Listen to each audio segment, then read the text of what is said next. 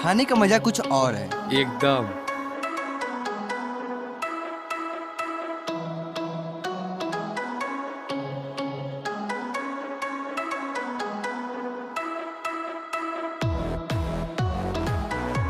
Party तो हो गया, चलो भाई चलते हैं। भाई ये देखो, क्या? हमारे फोन में स्वच्छता का एक मैसेज आया है। हाँ भाई, मेरे में भी आया है।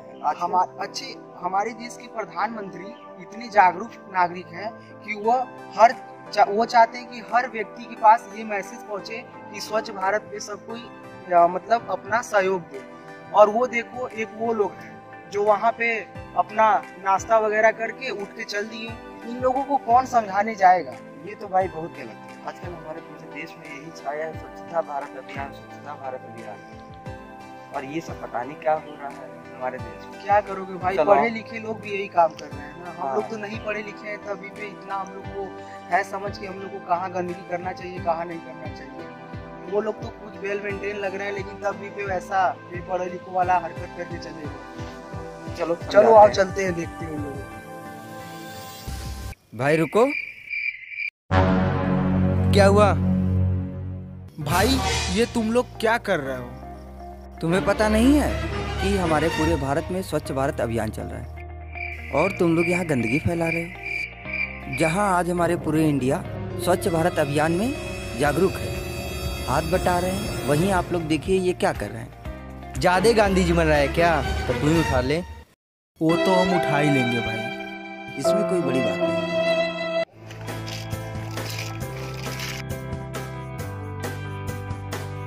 भाई तुम्हें क्या लगता है ये कूड़ा उठाने से हम लोग की इज्जत कम हो जाएगी?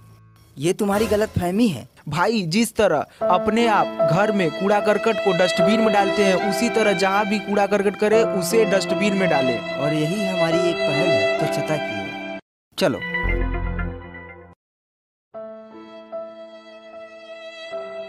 जो किए हैं हम लोग बहुत गलत किए हैं। रुको भाई। क्या हुआ भाई? भाई मुझे अपनी गलती का एहसास हो गया। हमसे बहुत बहुत बहुत बड़ी गलती हो गई। भाई माफ़ कर देना। अब मैं भी हर जगह जाऊंगा, स्वच्छता के बारे में बताऊंगा और लोगों को जागरूक करूंगा और सरकार के काम में मैं भी योगदान दूंगा। जय हिंद, जय भारत। वतन वतन मेरे आबाद रहे तू, मैं जहाँ रहूँ जहाँ याद रहे तू, मैं जहाँ रहूँ जहाँ में याद रहे तू। वैसे आज एक बात तो है, जहाँ स्वच्छ वहाँ भारत। इसीलिए आप लोग भी हमारे भारत को स्वच्छ बनाएं और सरकार के काम में योगदान दें। जय हिंद, जय भारत। स्वच्छता अभियान, क्या बात है। अब मुझे याद है कि आज से 4.5-5 साल पहले जब हमारे प्रधानमंत्री नरेंद्र मोदी ने इस अभियान की शुरुआत की, स्वयं झाड़ू लेके, तो विपक्ष ने मजाक उड़ाया।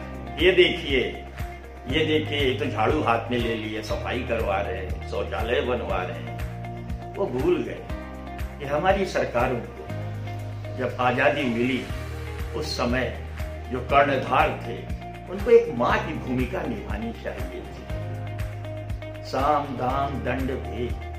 मैं अभी अमेरिका में था, मैंने देखा कि किस तरह से वहां अनुशासन है। तो अनुशासन स्वतः स्फूर्त नहीं होता, वो डंडे के जोर से होता है। और अगर सरकारों ने इस दिशा में काम किया होता, स्वच्छता और सफाई के बारे में जनता को जागरूक किया होता, तो आज ये नौबत नहीं आती। पिछले कुछ वर्षों में जबरदस्त काम हुआ है, हर आदमी जागरूक हुआ है सफाई के प्रति। कूड़ा बाहर गली में फेंकना बज बजाती है। जानते हैं कि ये सफाई अभियान से आपको फायदे क्या है? आपको अगर स्वस्थ रहना है तो गंदगी से दूर रहना होगा, क्योंकि ये गंदगी जो है ये मच्छरों को पैदा करती है, और मच्छरों को पैदा करती है तो तरह तरह के ऐसे ऐसे मच्छर जनित रोग होते हैं जो जानलेवा होते हैं। कभी सुअर का आपने देखा होगा, स्वाइन फ्लू आ गया, तो कभी जो है मस्तिष्क ज्वर है, कभी डेंगू है, कभी चिकनगुनिया है। ये कहाँ से आते हैं? गंदगी से आते हैं। पानी जमा होता है, वहां से आते हैं। वही मच्छर पैदा होते हैं। आप जाके पूर्वांचल में देखिए कि इन मच्छरों के कारण क्या स्थिति है।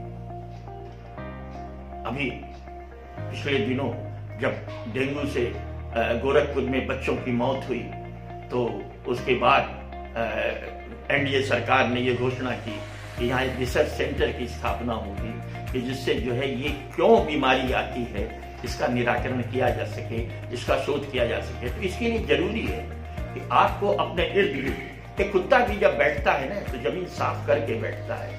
हम ये भूल गए, हम इंसान हैं, हमको तो अपने इर्द गिर्द को ध्यान रखना चाहिए।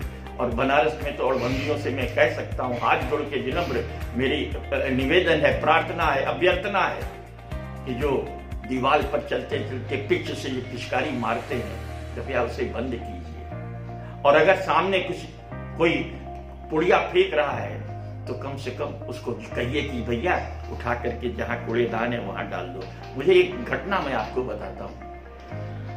आजादी के पहले श्रीमती इंदिरा गांधी और अपने पति फिरोज गांधी के साथ वो जर्मनी में थे और जर्मनी में थे, बस में सफर कर रहे थे।